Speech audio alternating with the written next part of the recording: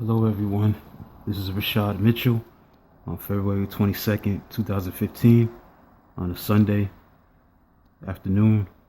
I'm coming from my household in Paterson, New Jersey, and I want to get into a couple of my books that I've written. Obviously, I've been saying it last couple of shows that I've been writing. I've written 9 poetry books and 2 hip-hop books. I've written 11 books. So I wanted to do today, during this 30-minute show, is to look into 2 of my poetry books, 2 of my 9 poetry books, and look at some of the excerpts that I want to read to the audience right now who's listening on Facebook, who's listening on Twitter. I'd like to thank 2 people that liked the broadcast. I'd like to thank those whoever listened, who liked it. I got 2 likes. That's good. Keep it coming, because I got something good for you. But today I'm going to talk about 2 of my books that I've written. Beg your pardon. I'm just going to read from one of my poetry books, the 9 poetry books. I'm going to read one. Look at some chapter. That's what Ascension Among the Ranks really stands for. It stands for doing what is right when nobody's watching. So you can chat with me right now as I go on right now. Like I said, hello everyone. Thank you for listening. For those who are listening right now. This is the Mitchell Report for February 22nd, 2015. And like I said, I'm going to start with Ascension Among the Ranks. I'm going to look at a chapter. This is my favorite chapter in the book. It's actually the first chapter. From Ascension Among the Ranks, chapter 1. It deals with hidden chambers of the real world. Now, hidden chambers of the real world deals with having character, true character. There's always a saying, character is who you are when nobody's looking. Now, we can put on a Sunday church face, be spiritual in church. It doesn't mean that you're going to be living right outside of the church. It doesn't mean you're going to be living right when it matters, when the rubber meets the road. Are you going to be doing right and living right when nobody's looking? Are you going to truly be living right when you're all by yourself and nobody's watching? Are you going to be truly living right when nobody's looking at you? This is why I wrote this Hidden Chambers of the Real World. I'm going to read maybe the whole chapter. Bear with me right now. It says, do right when no one has to remind me. Do right when no one can find me. Do right when no one has to co-sign me. Do right when it is always timely. Do right when no one is around me. Do right when the past is behind me. Do right when I don't come off blindly. Do right when no one can bind me. Do right when nobody knows. Do right throughout the ebbs and flows. Do right while I remain in these cosmos. Do right and blossom like a rose. Do right when my life is closed. Do right when I have on God's spiritual clothes. Do right until heaven and earth has froze. Do right to keep me on my toes. Do right because that's the way it goes. Do right when you don't have any friends or foes. Now that was the first verse from Hidden Chambers of the Real World. I'm going to get into the second verse.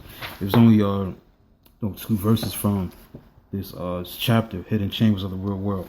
The second verse is just as interesting. It says, the real world, beg your pardon, start over again. The real you is what you do, is when only God sees you, because that's the real you, and it is deja vu. Now you must understand, as I pause, I did this because I wrote that because that's who a person really is. It's who they are when only God sees it. We can appear to be something that we're not. We can look spiritual in front of people, but that doesn't mean that we're going to be the same way in private. God's looking for all of us to be who we are totally in private, especially. That's who we really are. It's when God sees us, when he only sees us. So I start the second verse with, the real you is what you do, is when only God sees you, because that is the real you, and it's deja vu. The real society consists of all mankind excluded, only God who is I and me. That is why I have to live wisely, having discernment and earnest. It's best for you to learn this. No need to burn in the furnace. In the secret place, there is no applause. Nobody's clapping, laughing, and rapping. No deacons, preachers, or a chaplain. You and God. And that is how it is supposed to be. Comprehend and listen closely. Real character is measured by what you do when no one is watching. The main ingredient of character. So follow this concoction. In the secret place, reputations cease. If you don't eliminate that, then hypocrisy will rise like yeast. God is always watching and thinking about me and nobody else. In the secret place, you represent your true self. There is no one to impress. It is beautiful and fresh. So you don't have to walk in the flesh. Nothing to showcase because people are not up in your face. Mankind is limited and finite. No need to search for their approval and their embrace. When God knows who you really are, the reality of your life will shine like a star.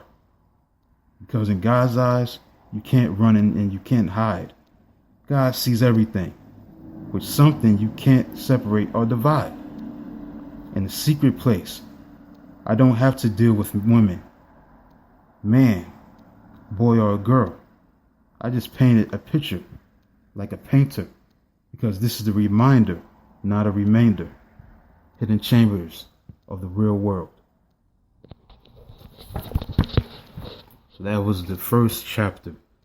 Very good, because all that came up from the top of my head when I wrote this. I mean, it was something that came from my mind. I didn't write on paper. I just typed into, my document to, do the book. And it was a great book, man. Just talking about character, man. It talks about what kind of character you got when nobody's looking. It talks about who you really are.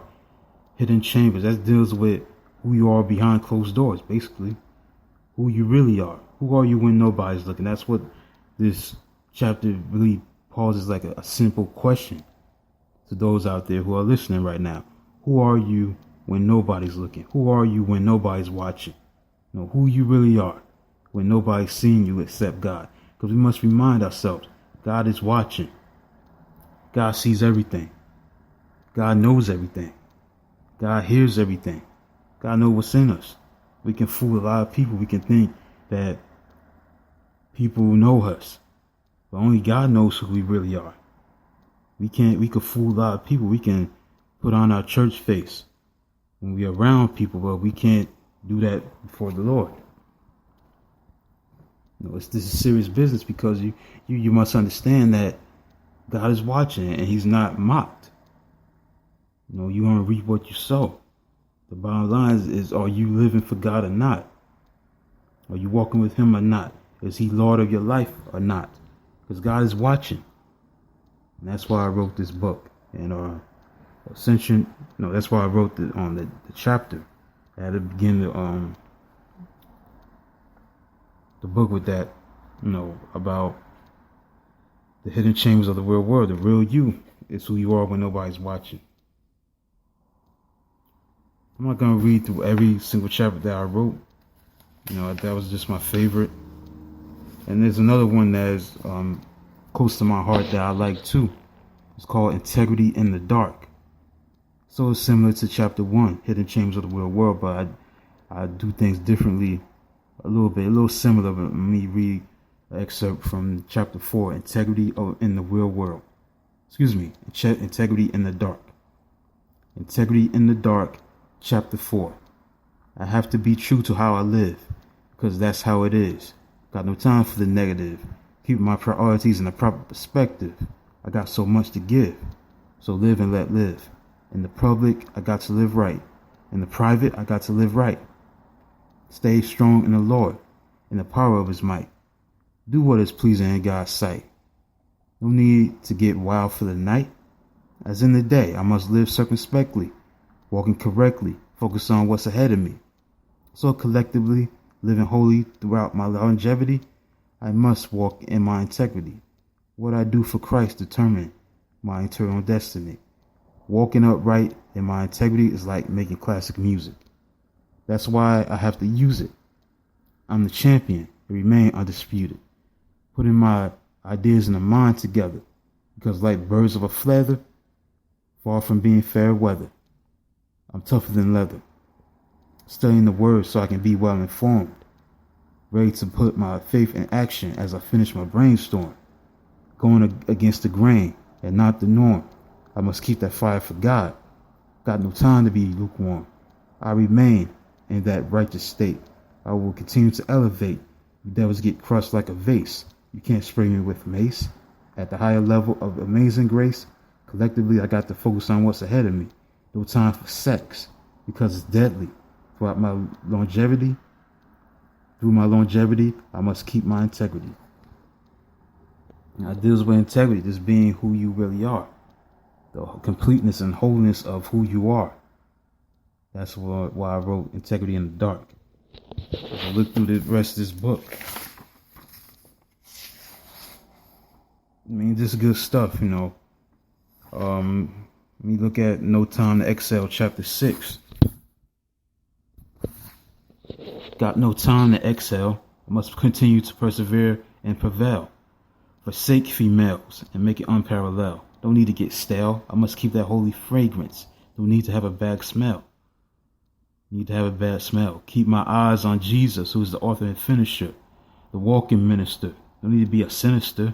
In Christ, I must be locked in like a prisoner. I must be a doer of the word, not a listener. That's the ultimate conditioner. I must not lose that hunger. It don't matter if I started following God when I was younger, but it's how you end up and how you finish. I can't let my living testimony be diminished. I hear an echo, which is the righteous manifesto. I still have a long way to go. Time is short, so I have to use it for God. Keep a chip on my shoulder and defy the odds. Got to take it to the limit, like a person who maxes out their credit cards. Doing the will of God is not hard, as long as you're committed. Be very exquisite. Avoid wine and women. Don't be searching for digits. You need to come up short like a midget. A soldier of Christ and remain enlisted. I must not rest on my laurels, because if I do, it will be deplorable. Be steadfast and immovable. Every day is business as usual. God has the stamp of approval. Stay righteous and connected to the power, the source of power. Continue to blossom and bloom like flowers. Through thick and thin, no need to pretend. 180 degrees, so I must comprehend. In order to make it a perfect blend. With the crown of life and righteousness and the incorruptible, I must defend. I must endure to the very end. Stay in my lane. That's another thing I like about this book. This is my favorite chapter 2. Stay in my lane from chapter 7. Staying in my lane means going about my business and minding my own affairs, which is so rare that you can't handle the glare. I need to measure myself to others. There's no need to compare. I have to be on a higher plane, me in a different hemisphere. It's so crystal clear. I have to keep myself in gear. Be on a rampage of living victorious, so I must be on the tear. Stay sharp like a machete. Devils get carved up like confetti. When Jesus comes, I will be ready. Consistency of godliness must remain steady. No need to come off soft like petroleum jelly. Not the hard way, so I'm not Jim Kelly. This is a catch-22, so you cannot catch me. You cannot handle me like Lassie. I need to be kinky and nasty. No profile, so I have to have no time to be flashy.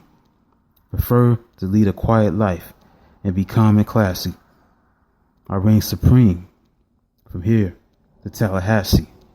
Staying in my lane is not that prevalent.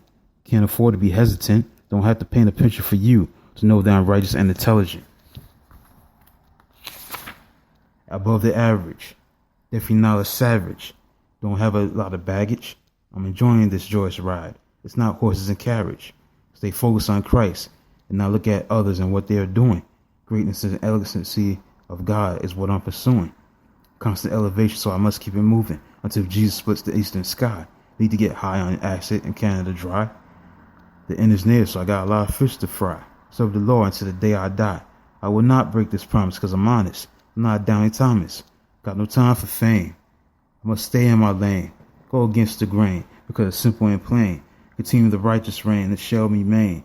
Eternal with life with Christ is my ultimate gain. As long as the blood is running warm in my veins, play my position without any signs of searching for recognition, because there's no competition. You can't touch this, even with ammunition. Now, this is my last one that I'm going to read. I'm not going to get into everything else, but this is going to be my last chapter that I like the most. It's called Chapter 8. It's called Fill the Void. Now, this deals with satisfaction. Now, people in the world think satisfaction is found in sex, marrying somebody, having a lot of money, having a lot of stuff, but the devil is a liar. Only God can satisfy the soul. So this is why I call it Fill the Void. Chapter 8. I must keep this in my memory banks. No need for me to be shooting blanks. Going higher in God is the ascension among the ranks. To God I give him the ultimate thanks. Not on the path towards gloom and doom. My heart and soul is a God-shaped vacuum. Satisfaction is only found in God, so I must make room. It makes it sweeter like a scent of perfume. Don't need to look to the world for peace, joy, love, and contentment. Serving and pleasing God is unprecedented. I meant it as the righteous warrior descended. Not living for the Lord to get a pat on the back. Forget that, because my service wouldn't be real, but a total act. Do right when nobody's watching. I must stick to the principles of this concoction. Non-stopping, with no room for flip-flopping. Don't use steroids, no need to be paranoid. Only God fills the void. I have to live above average within the life I have to manage. Filling the void is not found in sex, drugs, or marriage. Too many inconsistencies. I got to stay focused spiritually and mentally on the journey to be the conqueror of the century. Filling the void is not found in strip clubs or smoking dope. It's not found in being famous or being under the microscope. Trying to find satisfaction in this world is a total shame. You're living lame. You got your own self to blame. You're on target and practicing your aim. Filling the void is not found in drinking beer or liquor. More you drink, you become more depressed and sicker and sicker. More you drink, you become more depressed and sicker and sicker. It don't matter how much money you make. That doesn't fill the void because of how much you become richer. It don't matter how much you become intoxicated or sexually infatuated. You will still remain empty and totally frustrated. You remain in despair without a lack of hope. You remain at the end of your rope. Filling the void is not found in people. If you even tried it in the lesser of two evils, you won't soar like an eagle. The weapons that God has in store for me is really lethal. Filling the void is not found in reading a salacious, dirty, X-rated book, or a pretty woman who is romantic and likes to cook. We must reject these artificial satisfactions on every level. If not, you'll be tricked by the devil. These are the words of the divine silent assassin. Comprehend and know what's happening. The devil tricked Adam and Eve a long time ago. Until this day, this confusion remains in the cosmos. No need to be upset or be perplexed. Don't blow it out of proportion or take it out of context. Don't follow the devil's lies, because our God only truly satisfies. Because God truly satisfies.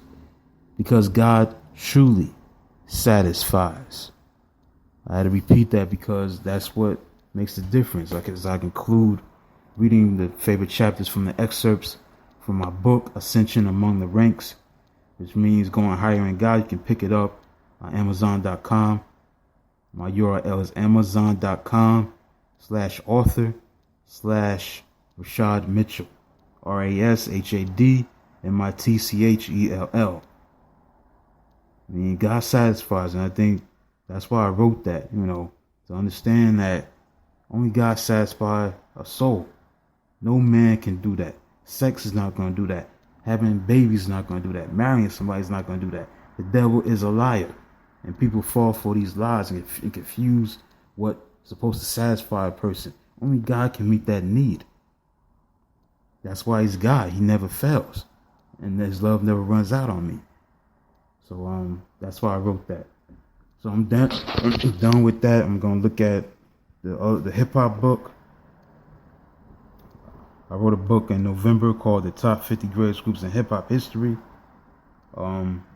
Hip hop began on August 11, 1973. Since then, there have been countless hip hop groups, but there can only be one greatest group of all time.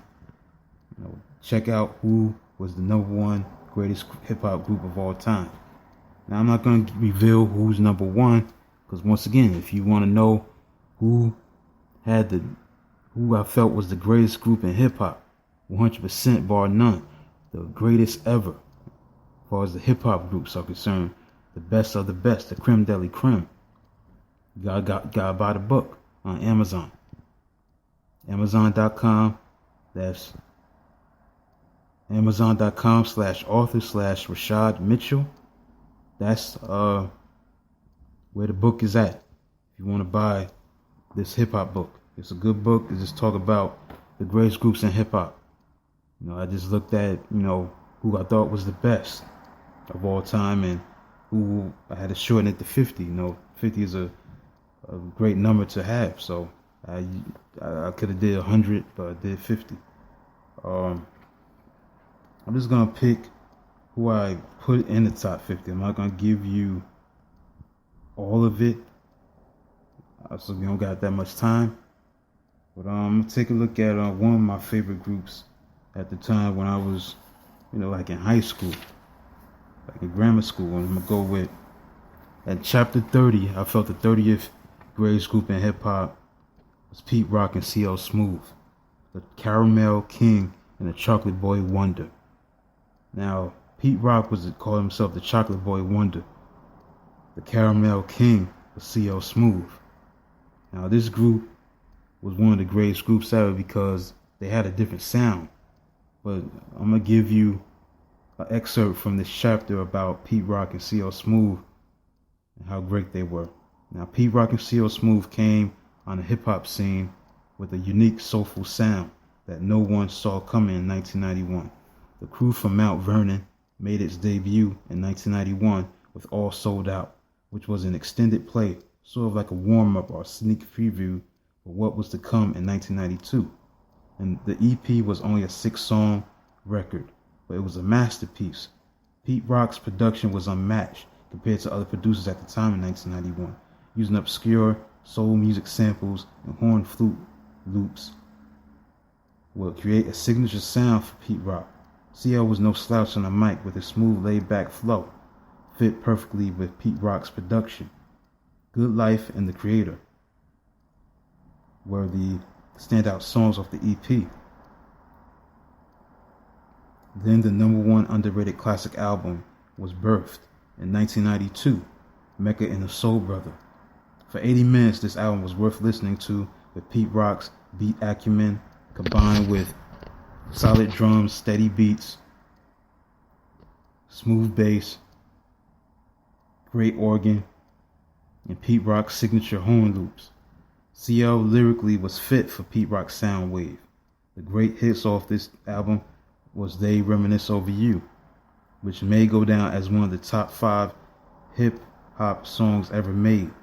Straighten It Out, which dealt with the issues of bootlegging and sample clearances. Then Lots of Lovin', which was an incredible love song. All 3 songs were top 10 hits on the Hot Rap Singles charts. Then came The Main Ingredient in 1994, which became an even more influential album for future producers. The songs off the album was richly hypnotic, with hit songs like I Gotta Love and Take You There. But the timing of the album was at the wrong year, due to the impressive debuts of Nas and Biggie overshadowed this album, which became an overlooked gem of a classic. Despite charting singles and 2 classic albums under their belt, Pete and CL could never break through the rap's mainstream. Then the group disbanded in 1995, leaving behind what could have been. But that's how it is in the music industry, because this dynamic duo was one of the best, if not the best, hip-hop duo of the first half of the 90s, which qualifies them as one of the all-time greats.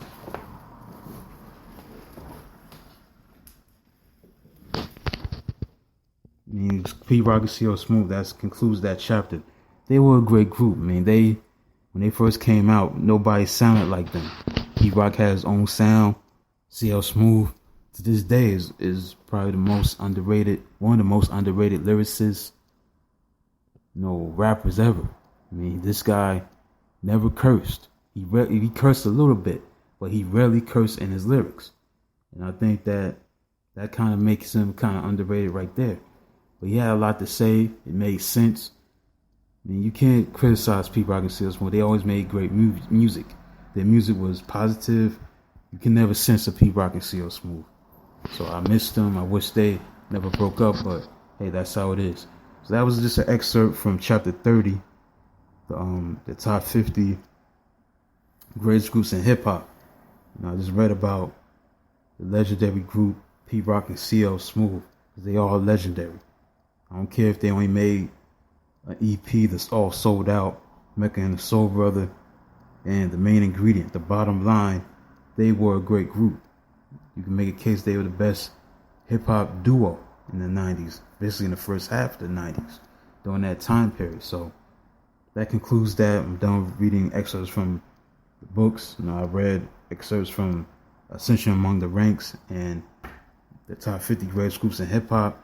As we come to a close, it's been a great show.